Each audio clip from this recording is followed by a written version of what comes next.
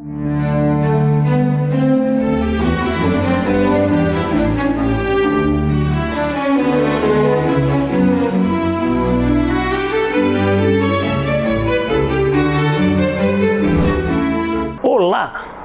Hoje, novamente, nós vamos falar de jornalismo, nosso tema predileto.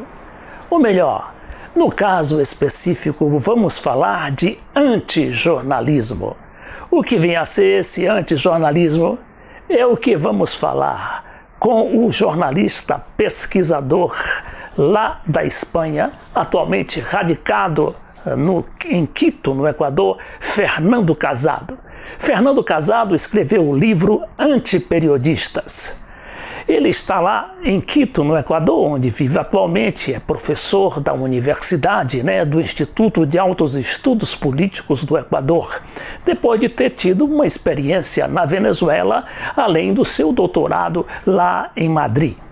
Bom, Fernando Casado se debruçou sobre essa questão do periodismo, como chamam os espanhóis, o jornalismo, e que, na verdade, ele diz que todo o processo jornalístico hoje, que é comandado pelas grandes empresas, ele é feito como um instrumento para demolir adversários, ou seja, para fazer perseguição política, sobretudo contra aqueles governos populares de raízes no povo, democráticos, eleitos democraticamente e que ultimamente estão sendo derrubados pela força da mídia, como ocorre aqui no Brasil com Dilma Rousseff. Fernando Casado vai nos explicar exatamente o que é o antiperiodismo, ou os antijornalistas, como é o título do seu livro.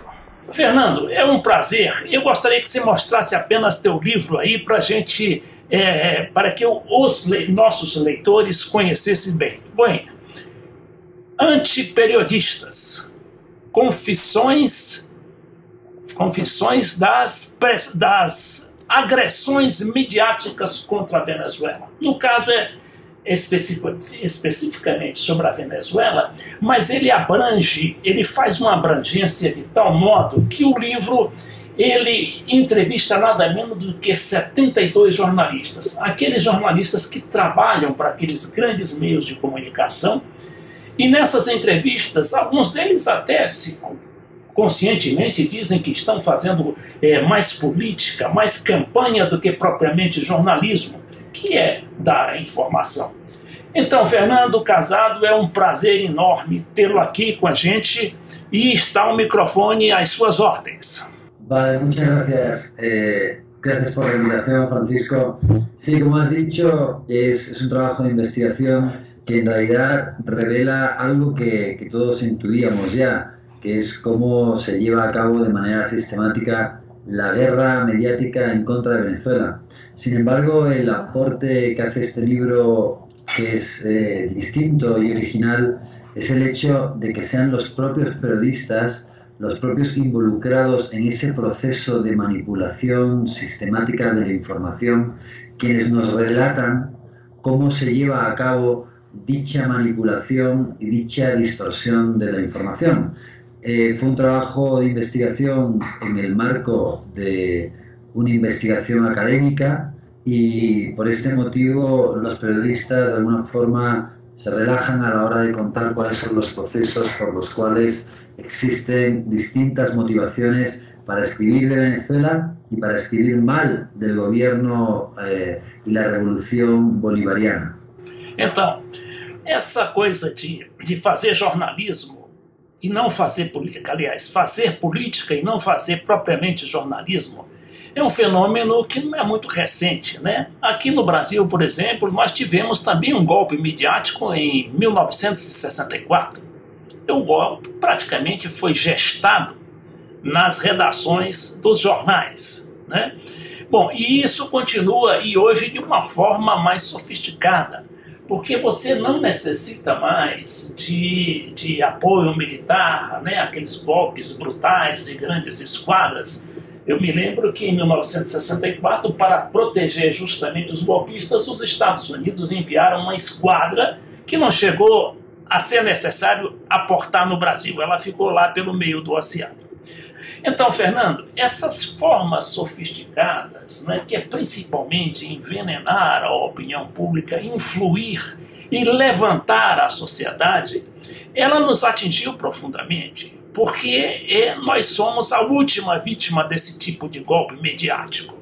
É claro que seu trabalho é sobre, né, a Venezuela e sobre a América Latina de uma maneira geral. Você tem como planos fazer uma nova edição ou um novo livro sobre, mais especificamente aqui no Brasil. De qualquer maneira, como é que você, como pesquisador, investigador que você é, doutorado pela Universidade de Madrid, como é que você consegue mentalizar essa situação? Qual é a sua visão desse processo golpista novo? Que não é bem novo, mas que está se cada vez sofisticando mais. Sí, bueno, el proceso fue que había un estudio previo en el que se había identificado en miles de notas que habían sido analizadas en su contenido esa manipulación, ¿no? Y además había habido también un estudio previo en distintos diarios de América Latina. No está Brasil, está España y otros muchos diarios de América Latina, pero desgraciadamente no lo hicimos sobre Brasil. Y todavía previo hay otro estudio que es el de la estructura de los medios. Estos grandes conglomerados mediáticos tienen también unas características muy específicas en cuanto a su estructura económica, como son empresas, grandes empresas capitalistas que simplemente les identifica el hecho de vender un intangible. Ese intangible es información, pero siguen siendo las motivaciones las mismas, el ánimo de lucro y la obtención de la mayor cantidad de beneficio. Y eso es muy importante para entender la lógica bajo las cuales estas empresas de la comunicación, que suelen tener también grandes vínculos y lazos con otras empresas que no forman parte de la comunicación, cuál es la lógica y la motivación por la cual se mueve y la ideología en la cual se basan. Esta ideología pues es la ideología capitalista y liberal, y por lo tanto cualquier iniciativa de carácter político que pudiera poner en peligro, poner en disputa dicha concepción es inmediatamente atacado por los medios de comunicación. Tienen también todo un armaje en cuanto a las distintas empresas y por lo tanto es el primer paso que hay que dar. El primer paso que hay que dar es estudiar cómo funcionan y a quién pertenecen las empresas de la comunicación, que creo que además en el caso concreto de Brasil es bastante impresionante cómo grandes consorcios como O Globo ejercen sobre la propiedad de los medios de comunicación una especie de oligopolio donde muy pocas empresas controlan la mayor parte del mensaje, la mayor parte de la información, y por lo tanto son los responsables de crear una determinada opinión pública y también de crear sentidos comunes que pueden dar lugar, pues como has dicho, a golpes de Estado en el año 64 o incluso también a impeachments como en el año 2016. Y esa es un poco la primera parte del trabajo. Y después la segunda parte del trabajo consistía en analizar esos mensajes, analizar esa información. Se tomaron diarios de América Latina y de España, como El País de España, el ABC de España, o el Mercurio de Chile, el Clarín de Argentina, de Colombia, El Espectador y El Tiempo. Y después de analizar una gran cantidad de piezas periodísticas, se hacía la entrevista al periodista, en el que se iniciaba en esa entrevista de carácter semiestructurado con unas primeras preguntas de carácter general al periodista sobre qué es la objetividad, cuál es la ética y la motivación deontológica del periodista, y después se le confrontaba con esos artículos en donde se había identificado manipulación al hablar en el caso concreto de Venezuela. Entonces, después de haber dado declaraciones muy variadas y declaraciones muy amplias sobre las virtudes del periodismo, se le cogía, como si dijéramos, fuera de juego al enfrentarle a su propio artículo manipulado, en donde el periodista violaba los propios valores en los cuales él mismo previamente había declarado que se basaba su trabajo, porque se hablaba de que la objetividad, el equilibrio de las fuentes, pero después tenía una nota extremadamente subjetiva y sin ningún tipo de equilibrio de fuentes sobre Venezuela, veíamos que existía una mala fe, una animadversión política en contra de Venezuela, y obviamente detrás lo que se esconde es esa ideología liberal capitalista que es la que de alguna forma profesa el medio de comunicación y que le impone una agenda al periodista para intentar desde la guerra mediática acabar con Venezuela. Pois Fernando Casado, nós estamos entrevistando o jornalista espanhol, radicado atualmente no Equador, onde é professor, né, do Instituto de Altos Estudos Políticos daquele país. Então, Fernando, você teve o cuidado, a minúcia de entrevistar cada jornalista, né? Você foi às próprias redações, você, quer dizer, entrevistou em loco, né, no próprio local de trabalho dos jornalistas. E eu gostaria de ver a reação deles, né? Porque a gente sabe que os jornalistas, eles não gostam de ser questionados, né? Principalmente se um jornalista for um jornalista mediático, né, de grande projeção, ele se julga acima de tudo, acima de qualquer suspeita. Então, qual foi a reação assim desses jornalistas quando você os interpelou, os questionou? Hubo muchas reacciones de muy distinto tipo, ¿no?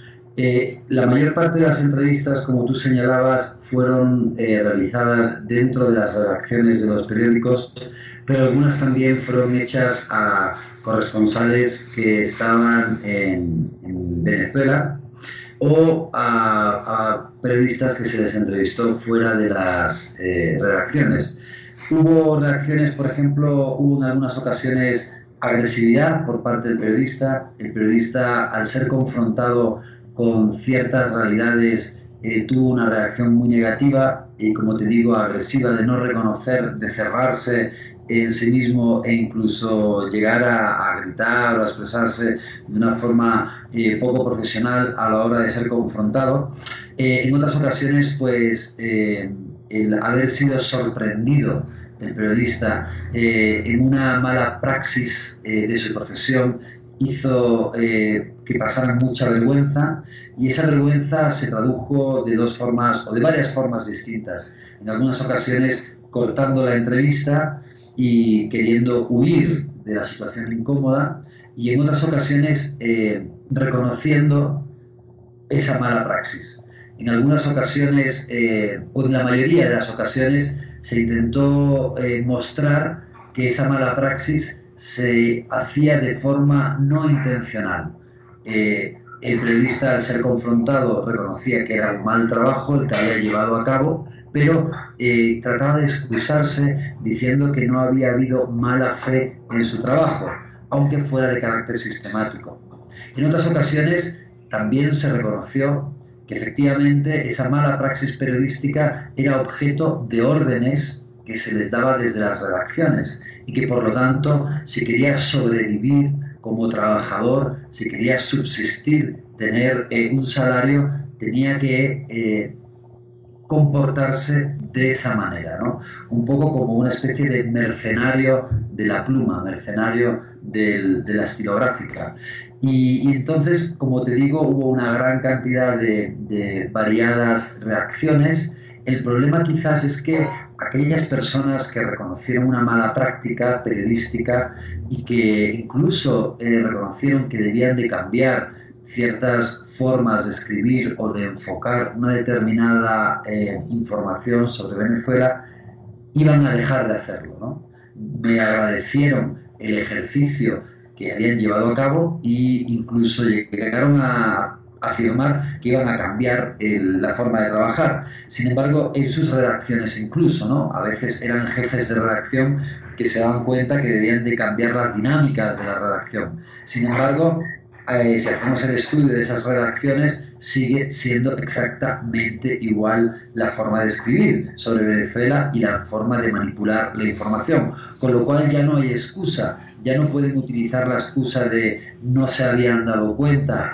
no eran conscientes de lo que hacían, y ahora pues podemos afirmar que hay una mala fe consciente a la hora de escribir sobre Venezuela. Con lo cual hubo una gran variedad de reacciones, en algunas ocasiones también algunos fanáticos periodistas, por decirlo así, entre comillas, negaron todo el trabajo de manipulación, aunque era obvia la manipulación, pero en términos generales es un libro que añade un gran valor a la investigación periodística porque está basado en las citas, en las propias declaraciones y confesiones de los periodistas y nos enseña cómo funciona el monstruo desde dentro. Fernando Casado, nós sabemos que os jornalistas são profissionais como outros qualquer, né? E são profissionais que precisam sobreviver também. E já que ele está vivendo aquele ambiente, né, aquele ambiente onde, aqui por exemplo, no Brasil, a imprensa alternativa praticamente não existe. Tem os blogs, mas são pouquíssimos os blogs que realmente fazem, que pagam suficientemente bem uma pessoa para sobreviver. Então acaba sendo um funil, quer dizer, o profissional ele acaba numa situação meio que difícil, não é? Ele vai ter de trabalhar por aquilo, porque ele é mandado, ele recebe ordens, como você falou. Sí, evidentemente, ese es el problema del periodismo alternativo. El Internet ha dado lugar a que haya una mayor democratización y variedad en los mensajes, pero al mismo tiempo la supervivencia como periodista se hace muy compleja. Normalmente todavía las principales fuentes de trabajo para los periodistas se encuentran en los grandes medios de comunicación, en los medios hegemónicos. Pero obviamente para formar parte de ellos como periodista pues tienes que acatar, tienes que asumir la línea editorial de ese medio, si no, no podrías trabajar en esos medios. Y lo mismo ocurre con las columnas de opinión. Existe una muy reducida pluralidad en dichas columnas de opinión porque naturalmente el dueño del medio, quienes controlan estos grandes medios, pues quieren una serie de opiniones que vayan encaminadas dentro de la forma, la visión ideológica de dicho medio. Con lo cual, fuera de esos medios hegemónicos, la supervivencia del periodismo es muy precaria, es muy complicada ser un bloguero y poder vivir de ello, es muy complicado trabajar en un medio alternativo y poder vivir de ello. Y ese es uno de los grandes hándicaps, uno de los grandes problemas para la creación de pensamiento contrahegemónico y para crear un periodismo que pueda disputarle a los grandes medios de comunicación que tienen todos los recursos económicos a su favor para poderles disputar esos sentidos comunes, esa construcción de imágenes, ese asentamiento e imposición de verdades que tienen obviamente una carga ideológica muy fuerte. E assim chegamos ao final deste primeiro bloco do cafénapolitica.com.br com o jornalista e pesquisador espanhol atualmente radicado no Chile, Fernando Casado. Quem tem medo de Hugo Chávez? Uma abordagem sobre a nova América Latina. Suas taxas de crescimento com inclusão social que dão inveja à Europa. Mais do que um livro, esta é uma análise do blogueiro FC Leite Filho.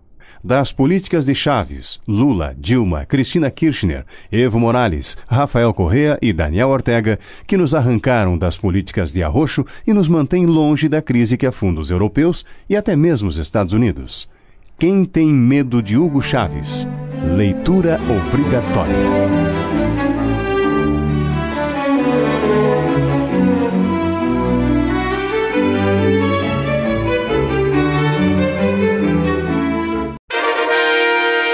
Desafios brasileiros na era dos gigantes. É um clássico de nossa literatura política. Seu autor, o embaixador Samuel Pinheiro Guimarães, focaliza cada um dos 12 capítulos do livro numa série de entrevistas ancoradas pelo jornalista Beto Almeida, TV Cidade Livre de Brasília, levando a você a informação que não chega pela mídia tradicional.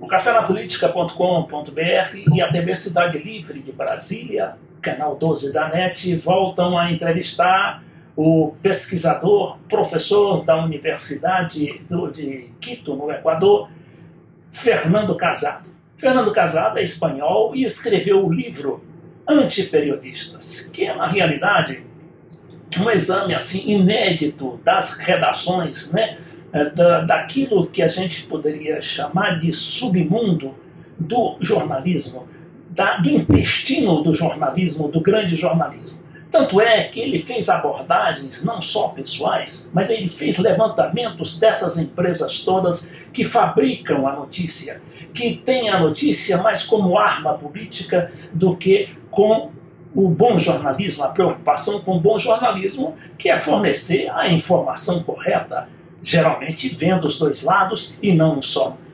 Então, Fernando Casado, qual é a conclusão que você chega desse trabalho que você fez? Né? Um trabalho difícil, né? Levou alguns anos, logicamente, e você também teve algumas portas fechadas, algumas portas cerradas, né? O pessoal lá dos Estados Unidos, Wall Street Journal, New York Times, ninguém quis nada com você. Sí, bueno, efectivamente, por un lado, creo que la conclusión es que el periodismo dista mucho de los valores en los que académicamente dice asentarse, ¿no? Es un disfraz. Hoy en día la objetividad no existe, es como el sexo de los ángeles, ¿no? La neutralidad o la independencia. Y son disfraces que utilizan muy a menudo los medios de comunicación para ocultar lo que realmente son. Realmente son máquinas de creación de sentidos comunes, con una ideología muy clara y muy determinada, pero dicen asentarse en esos valores como muy abstractos e ideales, cuando realmente están muy alejados de los mismos. Hoy en día nos encontramos con un periodismo que tiene una muy clara determinación ideológica, es un periodismo que realmente persigue unos intereses muy concretos y que además de esos intereses concretos es para favorecer los intereses de las élites, de las oligarquías económicas, a los cuales los medios de comunicación hegemónicos pertenecen. Hoy en día, como hemos visto, y de ahí la importancia de analizar siempre la estructura económica de los medios de comunicación,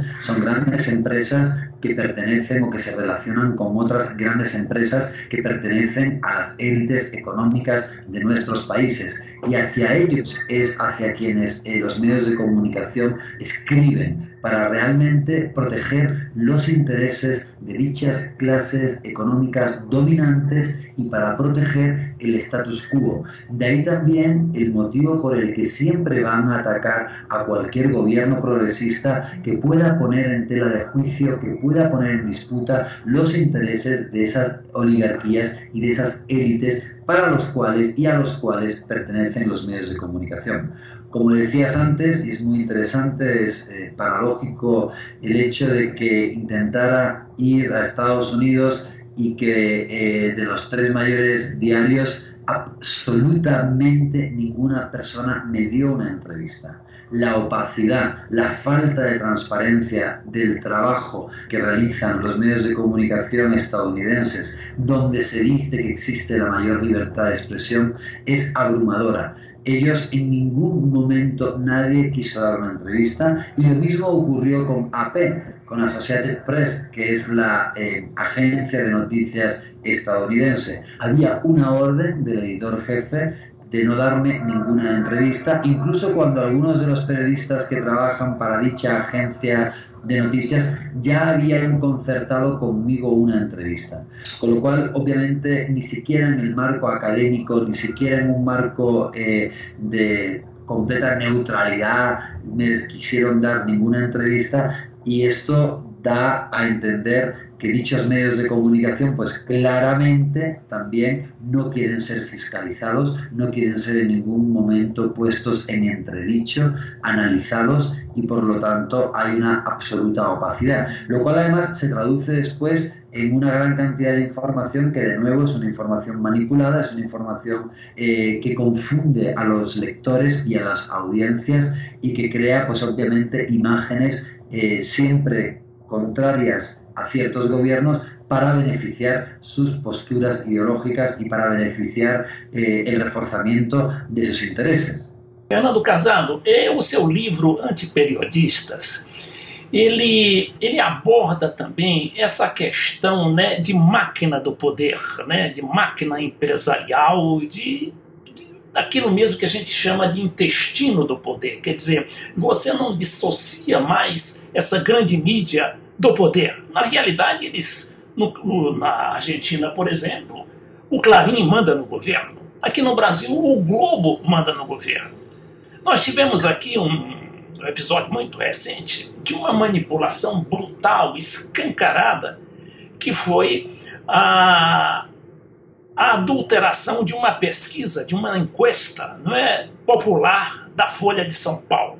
Eles simplesmente disseram que o Michel Temer, o presidente interino, teria 50% de apoio, enquanto a Dilma Rousseff, quer dizer, a presidenta afastada, apenas 38%. Só que eles esqueceram em termos, eles ocultaram um dado essencial, que é 62% da população quer a eleição imediata, ou seja, é contra o Temer, contra o golpe, contra, né, o processo de impeachment. Isso eles esqueceram. Eu sei que juntando tudo isso daria para o Temer 81% de desaprovação e não os 50% que o jornal estampou como manchete no mundo inteiro, e isso, claro, fazendo parte do projeto, né, aliás, do projeto não, da determinação dos meios de comunicação de assegurar o Temer, ou seja, de fazer com que os senadores que vão votar finalmente o impeachment lá por agosto decretem realmente, faça o enterro da presidenta da República, o enterro político da presidenta da República, Dilma Rousseff, que assim deixaria de ser presidente, e o Temer, Michel Temer, vice, sem um voto sequer na presidência da República e mudando completamente a política, inclusive econômica. Sí, efectivamente. Los medios de comunicación tienen muy poco respeto por la realidad. Ellos más bien construyen la realidad y la van a construir de nuevo de acuerdo a sus intereses.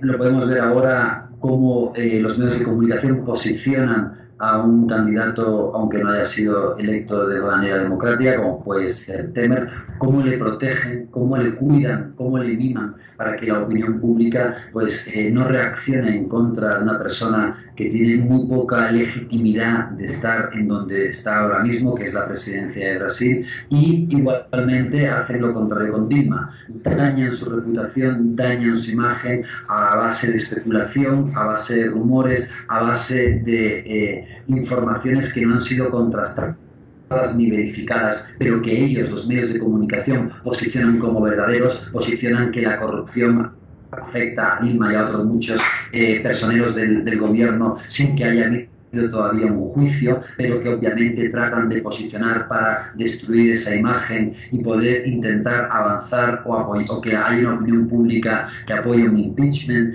Y en ese sentido los medios de comunicación en términos generales tienen muy poco respeto por la institucionalidad y por la democracia. Los medios de comunicación, como está ocurriendo ahora mismo en Brasil, están teniendo un comportamiento antidemocrático, porque este inicio y esta avanzada del impeachment pues tiene habría mucha discusión en torno de si es legítimo o no, o si estamos ahora mismo si se ha forzado demasiado el sistema democrático y si se han cruzado ciertas líneas rojas que nos hacen estar en una especie de todo vale cuando es para intentar acabar con una presidenta como Dilma Rousseff que no responde exactamente a nuestros designios y a nuestra voluntad. Igualmente hemos visto que los medios de comunicación han utilizado a la opinión pública para justificar incluso invasiones armadas, ¿no? Como puede ser todo lo que está ocurriendo hoy en día en Medio Oriente, en Siria, en Libia. Es decir, los medios de comunicación hacen un hincapié importante a la hora de llevar a cabo guerras y invasiones y muerte. Algo parecido también está ocurriendo en el caso de Venezuela. Esa información continua que se puede leer o se puede ver en la mayor parte de los medios de comunicación, incluidos los medios de comunicación brasileños, en los que todo el mundo sabe, por ejemplo, la anécdota de que no hay papel higiénico. Todo el mundo sabe, por ejemplo, que hay colas en Venezuela. Todo el mundo sabe. Esas son las imágenes que sistemáticamente son mostradas en torno a Venezuela. Siempre se habla del presidente Nicolás Maduro o del presidente Chávez no como presidentes, sino como dictadores, como autócratas, como sátrapas, como caudillos. Y eso da lugar a que obviamente cada vez más la opinión pública tenga una peor imagen de Venezuela. Los peores líderes de la región o del hemisferio son los venezolanos, muy por encima incluso de otros líderes demonizados como podrían ser los Castro o como podría ser incluso Bush